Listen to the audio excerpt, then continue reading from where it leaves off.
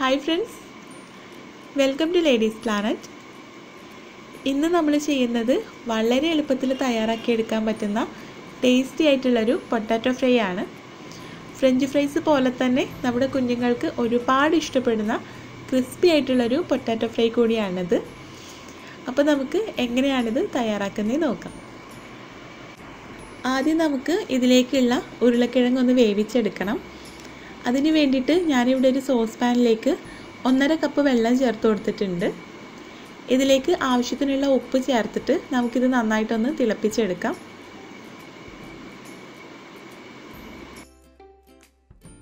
ഇപ്പോൾ വെള്ളം നന്നായിട്ട് തിളച്ച് വരുന്നുണ്ട്.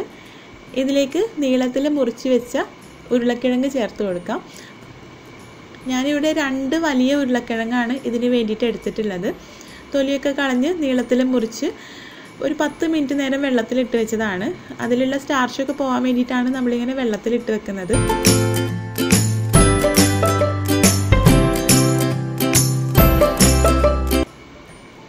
ഇപ്പോൾ നമ്മൾ ഈ ഉരുളക്കിഴങ്ങ് 3 മിനിറ്റ് നേരം നന്നായിട്ട് ഹൈ ഫ്ലെയിമിലിട്ടിട്ട് തിളപ്പിച്ചെടുത്തിട്ടുണ്ട്. ഇത് നമുക്ക് കോരിയെടുക്കാം. ഇപ്പോൾ നമ്മുടെ ഉരുളക്കിഴങ്ങ് പാകത്തിന് വെന്ത് വന്നിട്ടുണ്ട്. ഇത് നന്നായിട്ട് ഉടഞ്ഞു പോകരുത് കേട്ടോ, ജസ്റ്റ് ഒന്ന് വെന്ത് കിട്ടിയാൽ മതി. നമ്മളിനി ഫ്രൈ ചെയ്തെടുക്കുമ്പോൾ ഇതൊന്നുകൂടെ ഒന്ന് കുക്കാവുമല്ലോ. ഇനി ഇതൊരു 5 മിനിറ്റ് നേരം നല്ല തണുത്ത വെള്ളത്തിലൊന്ന് ഇട്ട് വെക്കാം. അപ്പം അങ്ങനെ ചെയ്യുകയാണെങ്കിൽ നമ്മളിത് ഫ്രൈ ചെയ്തെടുക്കുന്ന സമയത്ത് നമുക്ക് ഈ പൊട്ടാറ്റോ ഫ്രൈ ഒന്നുകൂടെ ഒന്ന് ക്രിസ്പി ആയിട്ട് കിട്ടും.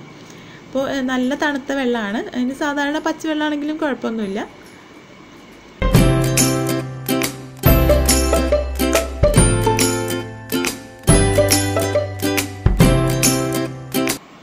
ഇനി നമുക്കിതിലേക്ക് ഒരു ബാറ്റർ റെഡിയാക്കി എടുക്കാം. അതിന് വേണ്ടിയിട്ട് മിക്സിയുടെ ജാറിലേക്ക് ഒരു കോഴിമുട്ട ചേർത്ത് കൊടുക്കാം.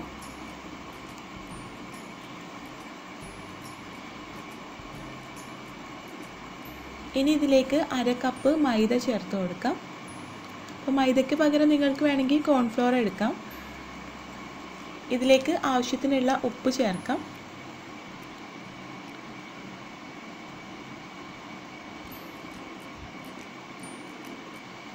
ഇനി ഇതിലേക്ക് ആവശ്യത്തിനുള്ള വെള്ളം ചേർത്തിട്ട് നമുക്കിത് അടിച്ചെടുക്കണം. അതിന് മുൻപായിട്ട് ഇതിലേക്ക് അല്പം മുളക് പൊടി കൂടെ ചേർത്ത് കൊടുക്കാം.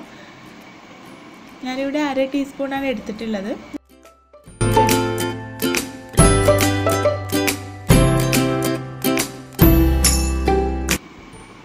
ഇപ്പോൾ കോഴിമുട്ടയും മൈദയൊക്കെ ചേർത്തിട്ട് നന്നായിട്ട് അടിച്ചെടുത്തിട്ടുണ്ട്.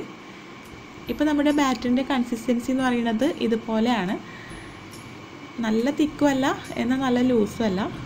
അപ്പോൾ ഇതിലേക്ക് ഞാനിവിടെ 1/4 കപ്പ് വെള്ളമാണ് എടുത്തിട്ടുള്ളത്. അപ്പോൾ നിങ്ങളുടെ കോഴിമുട്ടയുടെ വലുപ്പത്തിനനുസരിച്ചിട്ട് അങ്ങോട്ടും ഇങ്ങോട്ടൊക്കെ വ്യത്യാസം വരാം കേട്ടോ. ചിലപ്പോൾ 1/4 കപ്പിലും കുറവായിരിക്കും, അല്ലെങ്കിൽ കുറച്ച് കൂടുതൽ ചേർക്കേണ്ടി വരും.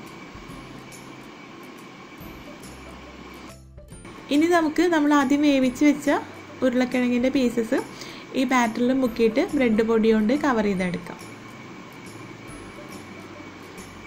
ആദ്യം നമുക്ക് ഉരുളക്കിഴങ്ങിൻ്റെ കുറച്ച് പീസസ് ഈ ബാറ്ററിൽ മുക്കിയിട്ട് ബ്രെഡ് പൊടിയിലേക്ക് ഇട്ട് കൊടുക്കാം.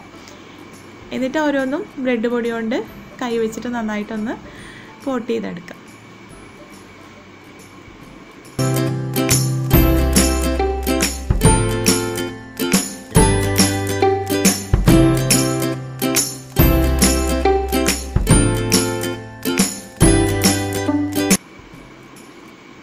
ഇനി നമുക്കിത് ഫ്രൈ ചെയ്തെടുക്കാം.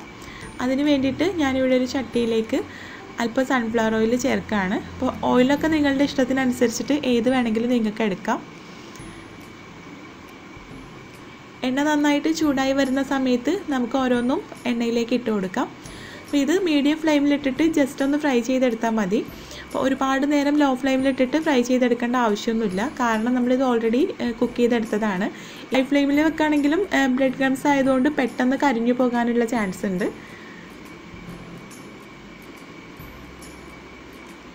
മീഡിയം ഫ്ലെയിമിലിട്ടിട്ട് കളറൊന്ന് മാറി വരുന്ന സമയത്ത് നമുക്കിത് കോരിയെടുക്കാം.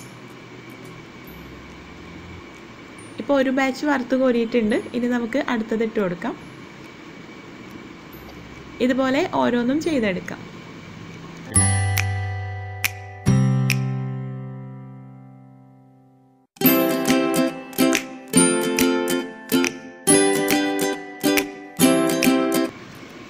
അങ്ങനെ നല്ല ക്രിസ്പിയും ക്രഞ്ചി ആയിട്ടുള്ള പൊട്ടാറ്റോ ഫ്രൈ റെഡി ആയിട്ടുണ്ട്.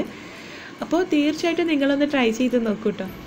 എരിവൊന്നും ഇല്ലാത്തതുകൊണ്ട് തന്നെ നമ്മുടെ കുഞ്ഞുങ്ങൾക്ക് ഒരുപാട് ഇഷ്ടമാവും. അപ്പോൾ ഇടയ്ക്കൊക്കെ ഒന്നുണ്ടാക്കി കൊടുത്തോളൂ, എപ്പോഴും വേണ്ട, അത്ര ഹെൽത്തി ഒന്നും അല്ലല്ലോ. അപ്പോൾ നല്ല ടൊമാറ്റോ കെച്ചപ്പിൻ്റെ കൂടെ കഴിക്കാൻ നല്ല ടേസ്റ്റിയാണ്. കുട്ടികൾക്ക് മാത്രമല്ല വലിയവർക്കും ഇഷ്ടമാവും. അപ്പോൾ നിങ്ങൾ ട്രൈ ചെയ്ത് നോക്കിയിട്ട് ഫീഡ്ബാക്ക്സ് അറിയിക്കുക. വീഡിയോ ഇഷ്ടമായിട്ടുണ്ടെങ്കിൽ ലൈക്ക് ചെയ്യാനും ഷെയർ ചെയ്യാനും കമൻറ്റ് ചെയ്യാനും മറക്കരുത്. പിന്നെ നമ്മുടെ ചാനൽ ഇതുവരെ സബ്സ്ക്രൈബ് ചെയ്തിട്ടില്ലെങ്കിൽ ഒന്ന് സബ്സ്ക്രൈബ് ചെയ്യുക.